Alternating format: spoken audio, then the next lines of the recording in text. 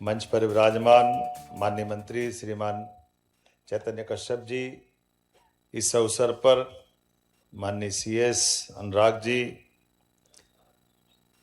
राघवेंद्र जी, हमारे सभी स्वनाम धन्य विनीत राय जी, अंकित अग्रवाल जी, डॉक्टर अंजू गुप्ता जी,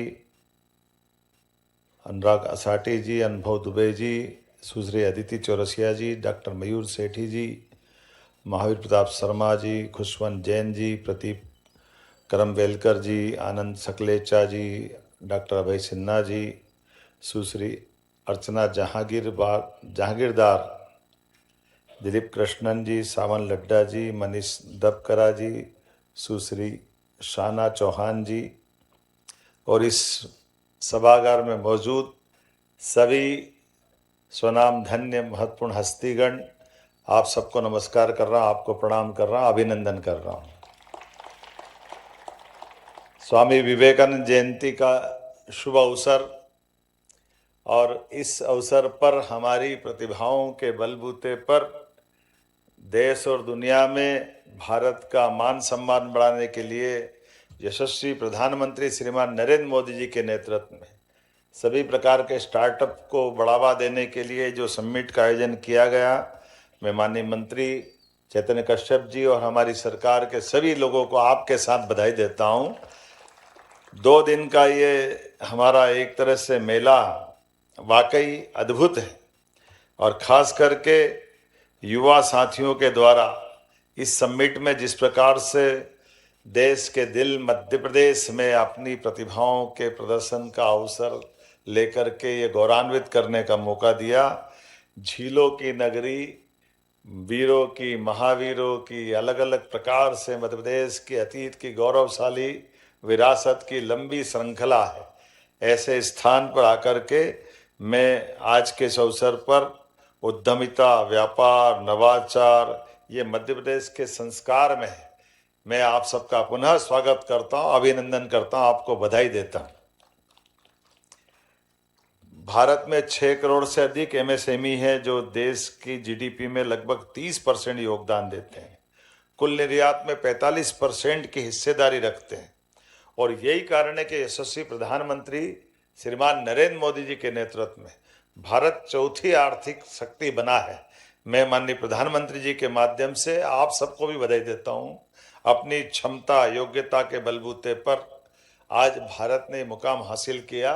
इसमें हम सब के साथ आप सबकी इस प्रकार की कुशाग्र बुद्धि वाले तमाम स्वनाम धन्य अलग अलग प्रकार के देश भर के सभी लोगों का योगदान है। मैं जब आपसे बात कर रहा हूं तो सच में मैं अतीत के वो कुछ घटनाक्रम भी याद करते देख रहा हूं। आपको अंदाजा होगा इस बात का, हमारे यहाँ एक बहुत बड़े वैज्ञानिक हुए सर जगदीश चंद्र बसु। उनका अपना नाम, उनके अपने काम और उनकी अपनी सोच। यद्यपि ये बात सही है कि सर जगदीश चंद्र बसु को हमारी अपनी पौधों की संवेदनशीलता के बलबूते पर उनको स्वयं को भी इसमें पुरस्कार मिला था कि हाँ, हमारे पौधों में भी प्राण होते हैं, पौधों के अंदर भी जान होती है और पौधे जहर को महसूस करके पीछे हटते हैं और वो कैस्ट्रोग्राफी के माध्यम से वर्तमान के उस नए यंत्र के माध्यम से 10,000 गुना ज़्यादा आवृत्ति से, क्योंकि पौधों की डेवलपमेंट बहुत स्लो होती है, आंखों के सामने पकड़ना मुश्किल जाता है, लेकिन कैस्ट्रोग्राफी के माध्यम से जगदीश चंद्र बसु जी ने इसको सिद्ध किया था।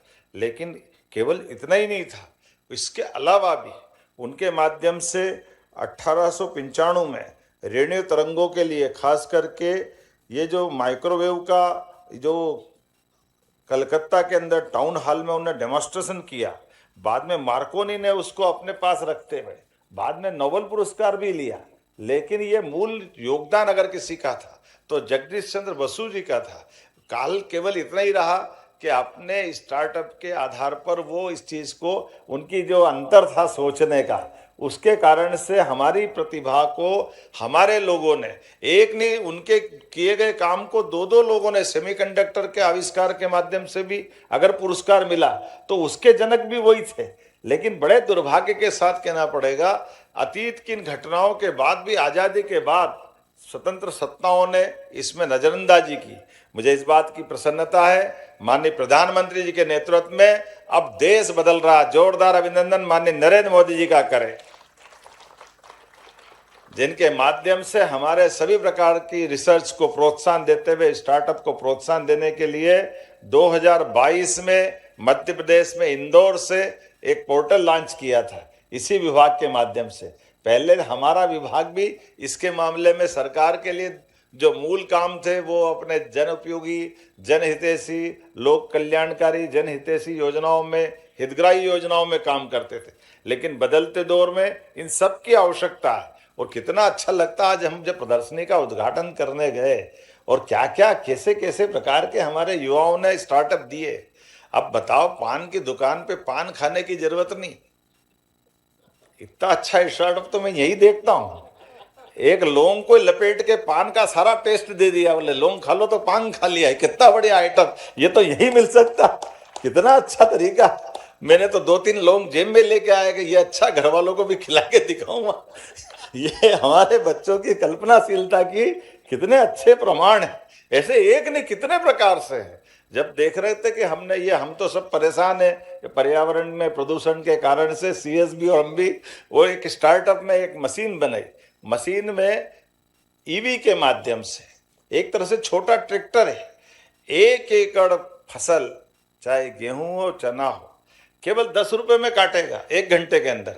वो मशीन चलाएगा, बैटरी चार्ज रहेगी, आराम से फसल कट जाएगी। और मालूम पड़ा कि ज्यादा एकड़ ज्यादा जमीन हो तो एक बैटरी स्पेयर में रख लो। अब ये कितने छोटे छोटे चीजों में काम निपट रही, जब इसके कारण से वो जो हमारी नरवाई जलाने की जो संकट रहती है वो नीचे जड़ से ही काट देगा।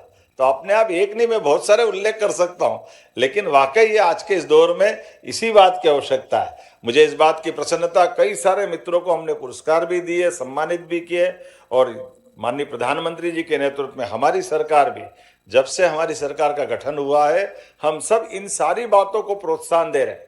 जीवन की मूलभूत सुविधाओं के साथ साथ हमको इस प्रकार के नवाचारों को भी प्रोत्साहन देने की आवश्यकता है। और भारत को आर्थिक रूप से संपन्न बनाने के लिए हमारे इसी ही सब प्रकार के संवर्धन से काम को हासिल करते हुए आज 4थे नंबर की अर्थव्यवस्था भारत बना है, बहुत जल्दी 3रे नंबर की बनेगा और आने वाले समय में भारत नंबर 1 का बनेगा। मेरी अपनी ओर से पूरे आयोजन के प्रति बधाई, बहुत बहुत धन्यवाद। भारत माता की जय।